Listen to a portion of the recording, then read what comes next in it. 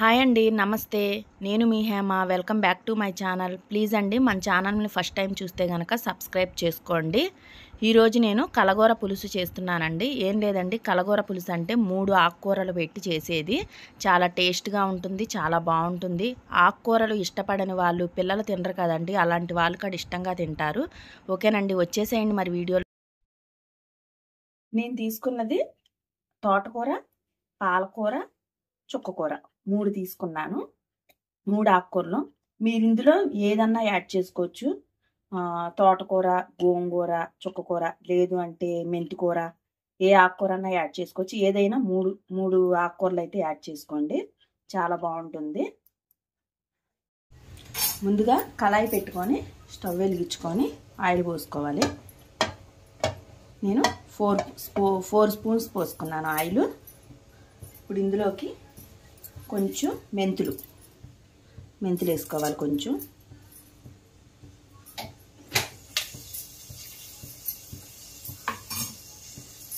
చిటపటలాడిన తర్వాత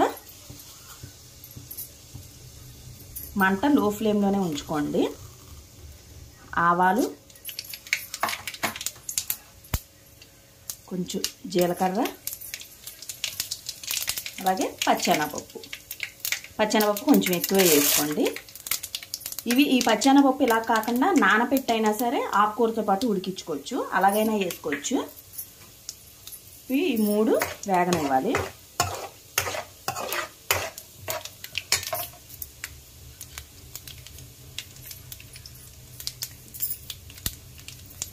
ఇప్పుడు ఇందులోకి ఎండుమిర్చి 3 కాయలు,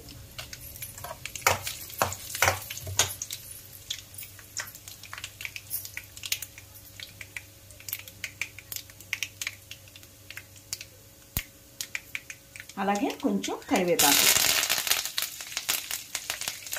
4 ఎల్లుల్లిపాయ రేకులు కచ్చపిచ్చ దంచుకొని వేసుకోండి. మొత్తం ఇవన్నీ వేగనివ్వండి. వేగిన తర్వాత ఆనియన్స్ సన్నగా ఆనియన్ కోసుకొని వేసేసుకోవాలి. పెద్దదే 1 తీసుకోండి ఆనియన్, 2 చిన్నవి అయితే కనుక 2 తీసుకోండి.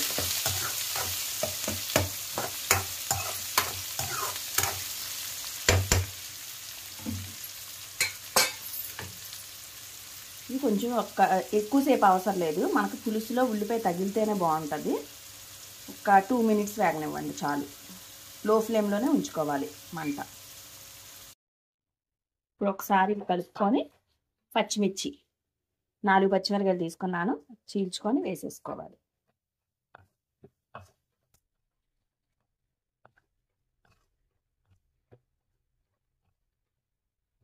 ఒకసారి కలిపేసుకొని ఇప్పుడు ఇందులోకి మనం నేను ఒక టమాటా తీసుకున్నాను. ఒక టమాటా వేసుకొని కొంచెం మగ్గనివ్వండి.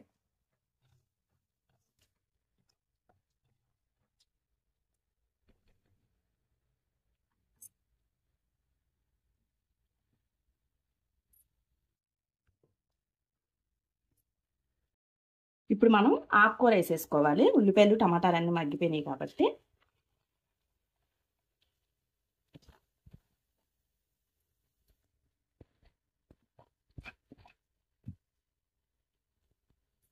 ఈ ఆకుకూర వేసేసుకొని మొత్తం ఒకసారి కలిపేసుకోవాలి. ఆకుకూరలో పచ్చివాసన పోయే వరకు ఆకుకూరని ఉడకనివ్వాలి. కొంచెం దగ్గర పడనివ్వాలి ఆకుకూర మొత్తం. లో ఫ్లేమ్లోనే ఉంచాలి. ఇప్పుడు ఇందులోకి మనం దగ్గర పడింది కొంచెం వాటర్ వేసుకోవాలి. కొంచెం వాటర్ వేసి కొంచెం ఆకుకూర ఇందులో ఉడకనివ్వాలి.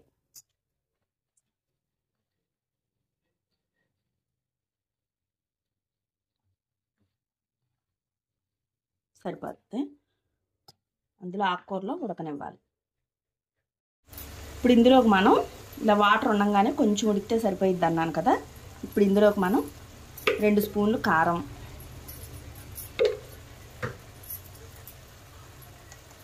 కొంచెం పసుపు,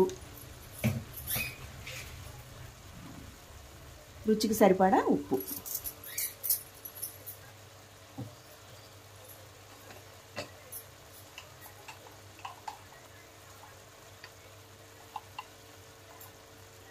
అలాగే కొంచెం ధనియాల పొడి కొంచెమే వేసేసుకొని ఒక్కసారి కలిపేసుకుందాం.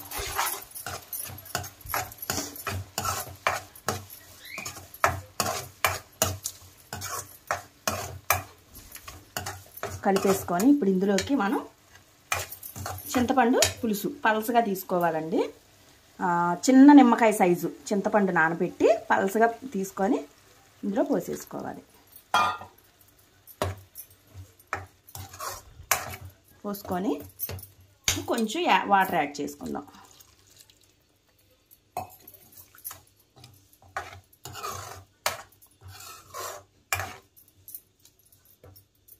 ఇప్పుడే మనం పులుపై చూసుకోవాలి. కొంచెం పులుపు ఎక్కువగా అనిపిస్తే గనక వాటర్ యాడ్ చేసుకోవాలి. లేదు సరిపోయింది అంటే గనక ఉంచేయటమే. ఉప్పు అన్నీ ఇప్పుడే చూసేసుకోవాలి మనం.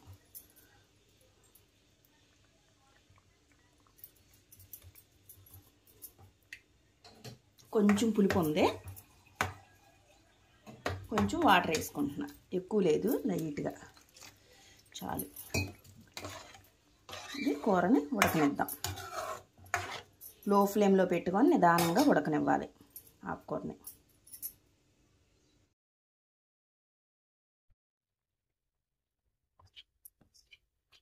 ఇంతేనండి, దగ్గర పడిపోయింది. ఇప్పుడు మనం ఇంకా అయిపోయింది, స్టవ్ ఆఫ్ చేసేసుకోవడమే. ఈ తోటకూర మొత్తం కలగూరతో వేడి వేడి అన్నంలో తింటే ఉంటుంది, చాలా బాగుంటుందండి. చాలా టేస్ట్గా ఉంటుంది. అన్నం ఇంకొంచెం ఎక్కువ తింటాము, అంత బాగుంటుంది. ఓకేనండి, మీరు కూడా ట్రై చేయండి నచ్చితే. అలాగే మా వీడియో కనుక నచ్చితే లైక్ చేయండి, షేర్ చేయండి, సబ్స్క్రైబ్ చేసుకోండి. మరొక మంచి వంటతో మళ్ళీ కలుస్తాను. Bye friends.